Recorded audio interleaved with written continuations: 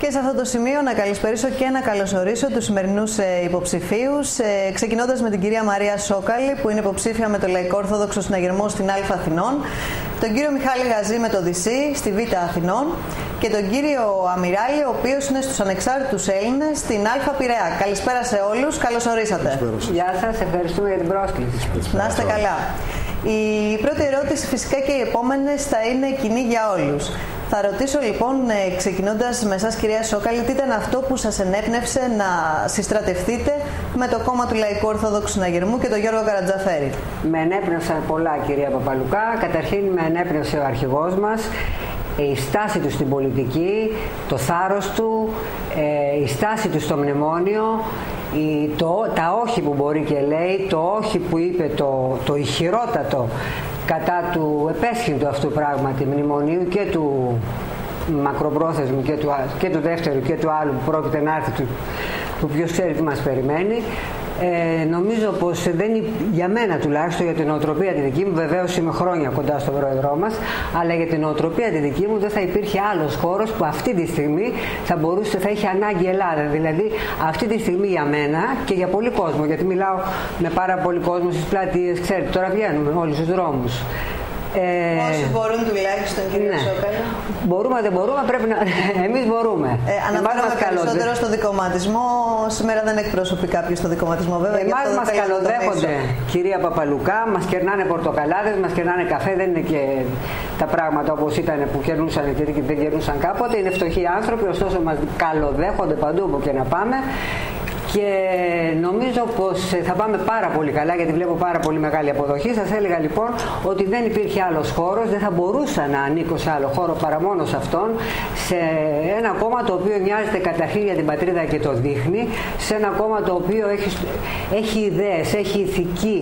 Ας πούμε, όταν εγώ άκουσα τον Καρατζαφέρη όταν πήγε στο Λιτόχωρο και έκανε το άγαλμα του Μεγάλου Αλεξάνδρου, συγκινήθηκα, έκλαιγα. Δεν είδα άλλον να το κάνει. Θα μου πει, είσαστε οι μόνοι πατριώτες. Δεν λέω τέτοιο πράγμα.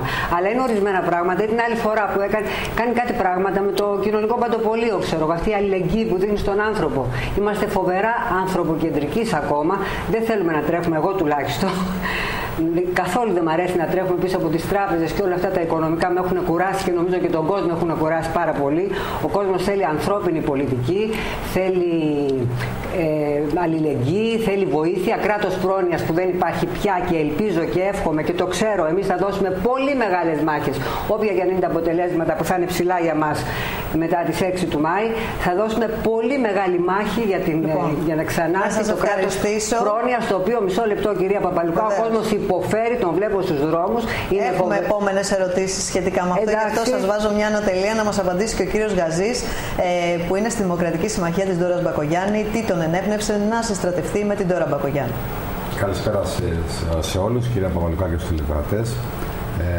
Να πω ότι δεν προέρχομαι εγώ από παρθενογέννηση, προέρχομαι από το χώρο της Νέας Δημοκρατίας. Αυτό που κυρίως με ενέπνευσε όμως για να μπω στην ενεργή πολιτική σκηνή, στην κεντρική πολιτική σκηνή μάλλον, είναι ο καθαρός λόγος κυρίας Μπακογιάννη. Οι ξεκάθαρες θέσεις της και η σταθερότητά της από την αρχή, από την μέρα που ξέσπασε η κρίση μέχρι και σήμερα. Δεν έχει αλλάξει καθόλου τις θέσεις της και τις προτάσεις της. Ένα βασικό σημείο επίσης είναι ότι η κυρία Μπακογιάννη διατηρεί τις επαφές με την Ευρωπαϊκή Ένωση, τις οποίες πολλοί από τους πολιτικούς αρχηγούς κατά τη διάρκεια της κρίσης δεν μπόρεσαν να διατηρήσουν, ενώ ήταν διαπραγματευτές των δανειακών συμβάσεων που υπέγραψε η χώρα, καθώς και των μνημονίων. Κύριε Αμυράλη, ανεξάρτητοι Έλληνες, Α Πειραιά, Πάνος Καμένος, γιατί? Βεβαίως, Πάνος Καμένος, Γιάννης Δημαράς, μια υπέροχη συνεργασία, μια προοπτική, ιδέες, αξίες και ένα μέλλον για τους νέους πολύ πιο ισχυρό. Αυτή είναι η παρένθεση. Η σύλληψη σήμερα κάνετε να σας κάνω και μια ερώτηση της επικαιρότητας του δημοσιογράφου από την πλευρά του κυρίου Καμένου. Πώς σχολιάζεται από εσάς? Πώς σχολιάζεται? Κοιτάξτε, σεβόμαστε τους νόμους, τηρούμε τους νόμους για να μπορεί να υπάρχει δημοκρατία έτσι όπως ακριβώς την θέλουμε. Αυτό είναι το σημαντικό. Δεν είμαστε υπέρ των συλλήψεων. Μάλιστα. Αλλά οι νόμοι πρέπει να τηρούνται. Και εδώ παραβιαστήκαν ασφαλιστικά μέτρα. Η δικαιοσύνη έχει το λόγο. Καταλαβαίνω. Στον υποψήφιο ψηφοφόρο, στον Έλληνα πολίτη που είναι άνεργος, στον Έλληνα πολίτη που είναι στο δρόμο, που πεινάει στην κυριολεξία και φυσικά αφού οι κοινωνικές ανάγκες δεν καλύφθηκαν από το δικομματισμό, πολλά κόμματα φύτρωσαν άλλα από εδώ και άλλα από εκεί, άλλα από γαλάζια, άλλα από πράσινα στρατόπεδα. Θα ήθελα να μου πείτε τι θα απαντούσατε στην ερώτηση γιατί εσάς, κυρία Σόκαλη.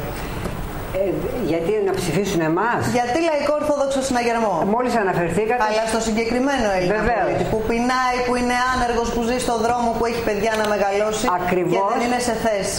Όχι μόνο σε αυτόν, βεβαίως βασικά απευθυνόμαστε σε αυτόν, γιατί αυτός υποφέρει αυτή τη στιγμή. Απευθυνόμαστε σε όλο τον κόσμο και στον αστικό πληθυσμό και στους ανθρώπους που έχουν μια περιουσία, που είναι νοικοκύριδες και καταπατούνται και αυτά και πληρώνουν. Αλλά πολλοί νοικοκυρέοι βρέθηκαν μουσαφιρέοι. Στο ίδιο τους το σπίτι ακριβώς.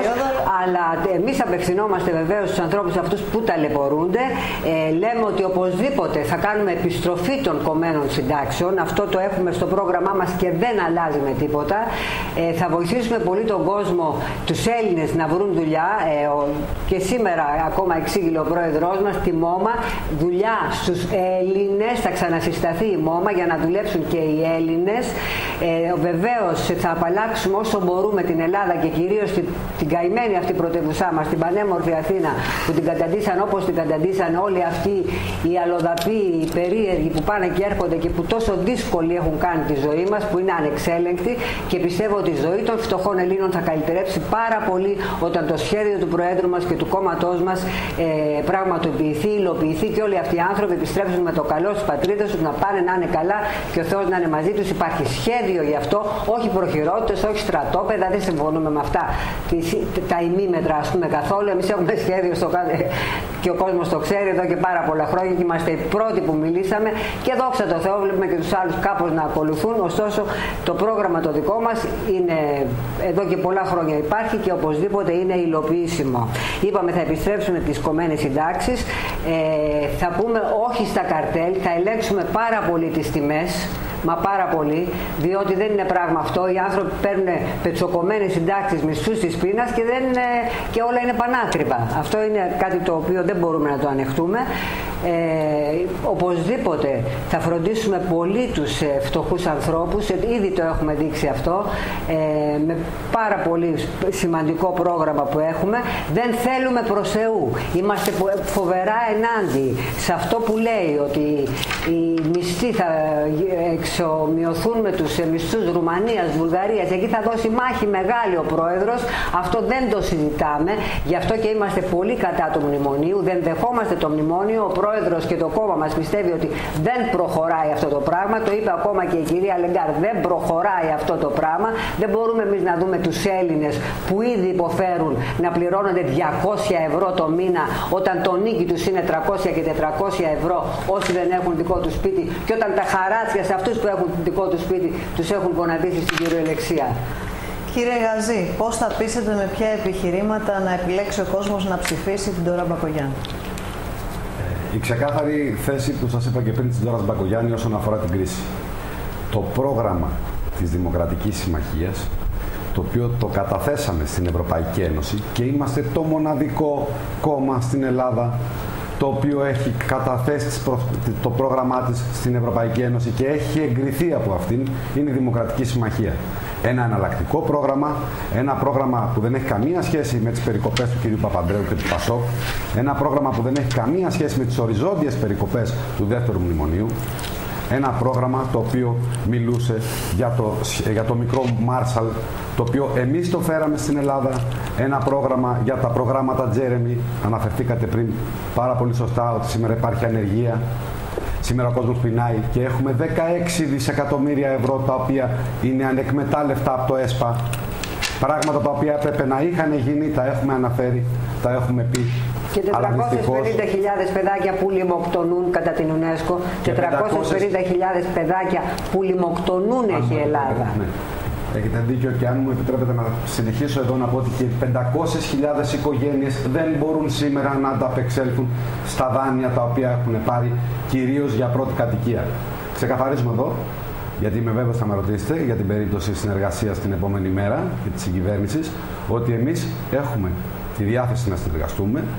με όλους όσους αποφασίσουν να πούνε ναι στην Ευρωπαϊκή Ένωση, μιλήσουν ξεκάθαρα στον ελληνικό λαό ότι απαιτούνται θυσίες, αλλά πρώτα απ' όλα θα στηρίξουμε τους δικούς μας ανθρώπους, τους Έλληνες που βρίσκονται κάτω από το επίπεδο της φτώχειας. Πώς?